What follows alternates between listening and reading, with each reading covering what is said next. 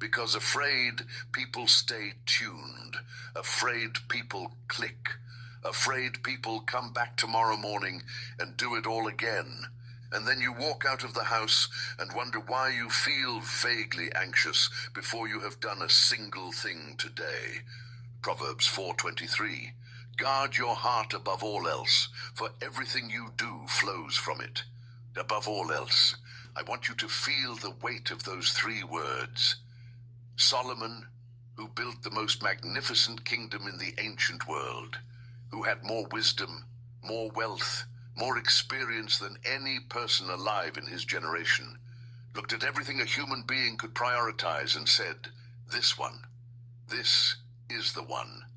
Guard your heart above your reputation, above your health, above your money, above your relationships, above all of it. Because everything, every decision you make, every word that comes out of your mouth, every way you treat the people you love, every capacity you have to hear God, all of it flows from what you have allowed inside your heart. Your heart in Scripture is not just your emotions. It is the center of your entire inner world, your will, your desires, the lens through which you perceive everything around you, and whatever you consistently feed that lens eventually becomes how you see the world. Feed it fear long enough, you see threats in ordinary things. Feed it bitterness long enough, kindness starts looking suspicious. Feed it comparison long enough that your own life starts feeling like a disappointment, no matter how much you actually have. But here is what nobody tells you about this verse. Guarding your heart is not just about what you keep out. It is about what you let in first. Because the first thing your heart receives in the morning sets the tone for everything that follows. If fear gets in first, fear colors the day. If truth gets in first, truth holds the day. So tomorrow morning, while you are making your tea, while you are getting ready, before the news, before the phone, before any of it, let the word in first. One verse. Read out loud. Into the room, into the morning, into your heart, before anything else gets there. You are the gatekeeper. Nobody else is going to guard your heart for you. That is your job. And Proverbs 4:23 says, it is the most important job you have.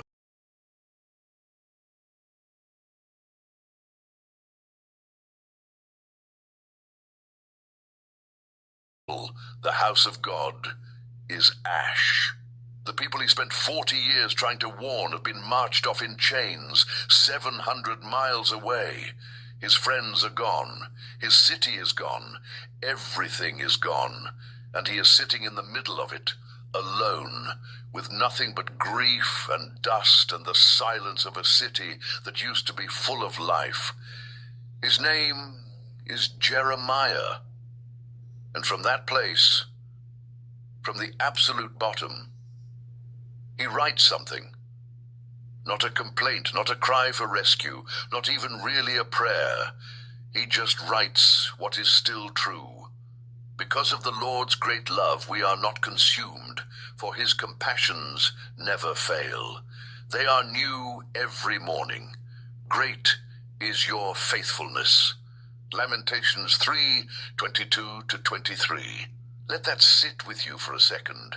A man in ruins, who had every reason in the world to believe God had abandoned him, chose to write about mercy, chose to write about faithfulness, not because his circumstances were good, because he had been with God long enough to know that the mercy was still there even when everything else was gone, even in the rubble, even in the ash, even in the silence.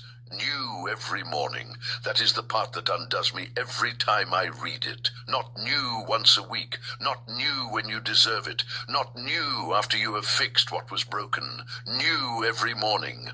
God made today's mercy this morning. Specifically for today. Specifically for you. Whatever yesterday looked like, the failure, the fear, the thing you said you would not do and did anyway, the prayer that felt empty, the night that felt long. Yesterday's mercy was for yesterday. This morning there is a new supply, fresh, untouched, waiting. Here is how you use this verse. Tomorrow morning, the very first moment your eyes open, before the thoughts start, before the phone, before the worry moves in, you say it out loud. His compassions never fail. They are new every morning. Great is your faithfulness. You say it to the dark room. You say it before the day has had a chance to tell you otherwise. You are setting the terms of the morning. You are saying, God speaks first here. Not my fear, not my body, not last night's unfinished business. God first. And your mind, which a moment ago was perfectly calm, is now 3 conversations deep into a disaster that has not happened yet and may never happen.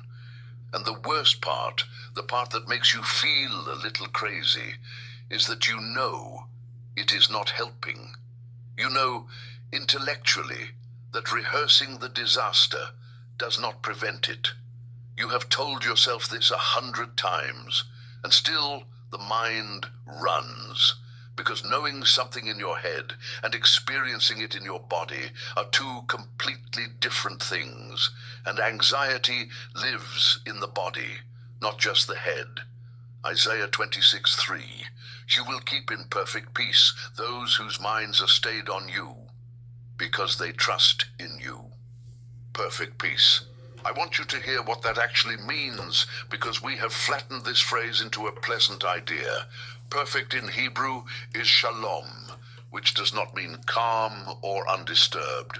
Shalom means wholeness, completeness, everything in its right place. The peace Isaiah is describing is not the absence of problems. It is the presence of God, so real, so felt, so actual in your life that the problems have been put in their right proportion. They are still there, but they are no longer the biggest thing in the room. And the condition for that peace, the thing that makes it available, is right there in the verse. Whose minds are stayed on you. Stayed. Leaning the full weight of your attention on God, the way a tired person leans their whole body against a wall. Not visiting God between worries, not checking in during a crisis. Stayed. Like your attention has found its home, and it is not leaving. Here is the honest thing I want to say to you. I used to think anxiety was a faith problem, that if I just believed more, the worry would stop. And that made me feel worse, because now I was anxious and guilty about being anxious. But here is what I've come to understand. Anxiety is not the opposite of faith. Anxiety is a direction. It is the mind pointed at the problem with great intensity and great concentration. And peace is the same mind, same energy, same focus, pointed at God instead.